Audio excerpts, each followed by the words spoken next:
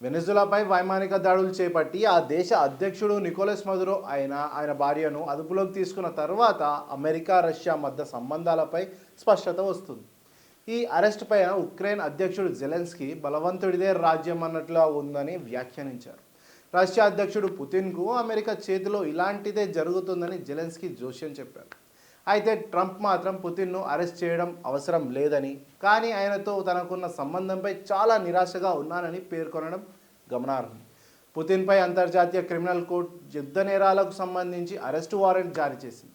Maduro arrest America మిత్రదేశాలకు, ముఖ్యంగా 2022 నుంచి Russia దాడులను ఎదుర్కొంటున్న ఉక్రెయిన్కు ధైర్యాన్ని ఇచ్చింది. కివ్ను రష్యా ఆక్రమణ నుంచి కాపాడుకుంటూనే ఉంది. మదురో అరెస్టుపై జెలెన్స్కీ స్పందిస్తూ, ఒక నియంతను ఇలాగ చూడాలంటే అమెరికాకు ఏం చేయాలో తెలుసు అని పరోక్షంగా పుతిన్ను ఉద్దేశించి అన్నారు. ఈ క్రమంలో ఉక్రెయిన్ అధ్యక్షుడి వ్యాఖ్యలను ప్రస్తావిస్తూ, పుతిన్ను అరెస్ట్ చేసే మిషన్ గురించి ఎప్పుడైనా ఆదేశిస్తారా అని తాజాగా మీడియా ప్రశ్నించగా, అది అవసరం లేదు అనుకుంటున్నాను అని అమెరికా అధ్యక్షుడు డొనాల్డ్ ట్రంప్ బదులిచ్చారు.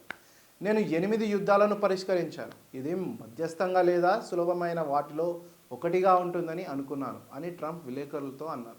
గత నెలలో వారు 31,000 మందిని కోల్పోయారు. వీరిలో చాలామంది రష్యా సైనికులే. రష్యా ఆర్థిక వ్యవస్థ బాగలేదు. నేను దీనిని పరిష్కరిస్తాననే నమ్మకంతో ఉన్నాను.